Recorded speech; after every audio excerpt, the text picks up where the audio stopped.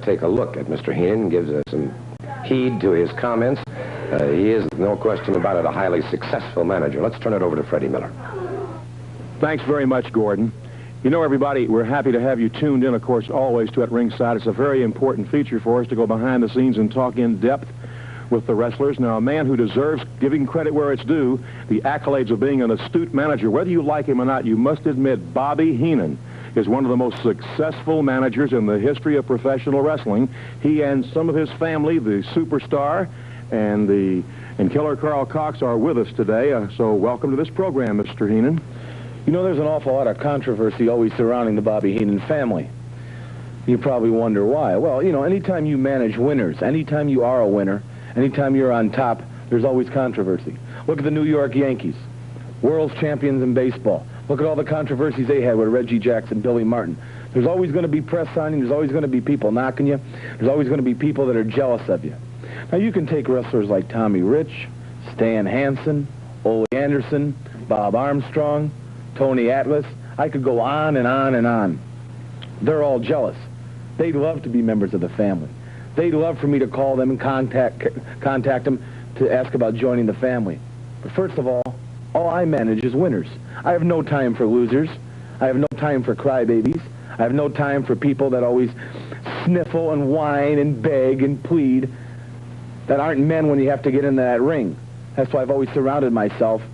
In 15 years as a wrestling manager, I've surrounded myself with the best in professional wrestling. And these are two of them right here, the Superstar and Killer Carl Cox. They are two of the best. They are excellent in the ring. But I want to say this. There's been some rumors flying that you are maybe hiring some folks to make sure that several people of national prominence aren't going to get hurt, and you're going to have something to do with it. Well, I've heard that rumor, too. People have made accusations that maybe I'm the family's trying to wipe out a lot of people to keep them out of championship contention, the heavyweight championship of the world. But, you know, that's not really true. You know, I would nothing more than I would like than the Superstar Carl Cox or Blackjack Lanza or anybody I'm associated with to become the heavyweight champion of the world. But let's get down to the most important things. Are the people that have to make lies. Now, I've never stood out here, neither has the Superstar, and lied about one thing. I've always told the truth. I'm not a loud mouth. I'm not a big mouth. I've always did myself on that. This man, when he first came here, he had a Cobra hold for $1,000. Anybody can break it. We had to raise the ante to $3,000. We still have $3,000. There are no takers. This man here, the Brainbuster hold. Dusty Rhodes, they picked him up with a blotter one night in the Atlanta City Auditorium and carried him out of the ring. Tommy Rich, everybody else has felt what the Brainbusters felt like. They've had pains in their heads for weeks, for months. I don't have to stand out here and keep bragging about these men. Their records prove it. I want to do something here, though, Mr. Heenan, since you mentioned your men. I would like to show something of the Superstar and Killer Carl Cox in action. The voice of Gordon Soley describing just for a few seconds, some of their moves, and let's see if we can pick that up right now. The Superstar and Killer Carl Cox in action. Cox rolled out of the way. Allen caught his throat on that turnbuckle in the ropes. Cox crashes down across his chest. Count of three.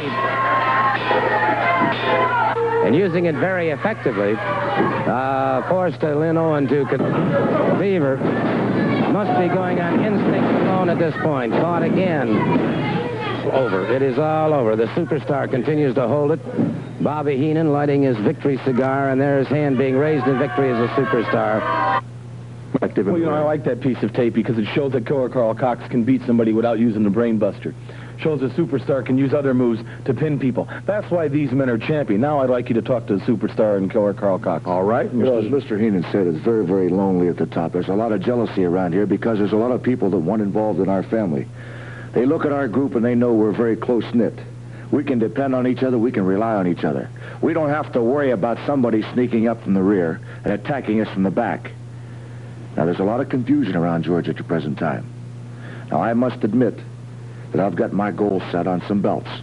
Killer Carl Cox, he wants the belts back. And we've got some obstacles. We've got some hurdles to go over. I don't care who steps in the way. I don't care who it is, Ole Anderson, Tommy Rich, Stan Hansen, Muscle Man Tony Atlas. Put your carcass in the ring. Now, you fellows are standing out here and you're preaching, you're yelling, you're screaming. We're very, very calmly stating the fact. We're going to make some changes. We're going to hurt some people. We're going to do what the family does best. Go through people, all cost.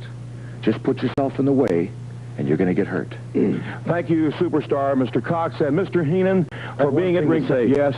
Before 1980 rolls around, the Bobby Heenan family will own the television championship, the Georgia heavyweight championship, and the tag team championship before 1980. In the words of Gordon Soley, that remains to be seen. Let's go back to Gordon right now. I smoke so many cigars. Thank you very much. I want to talk to...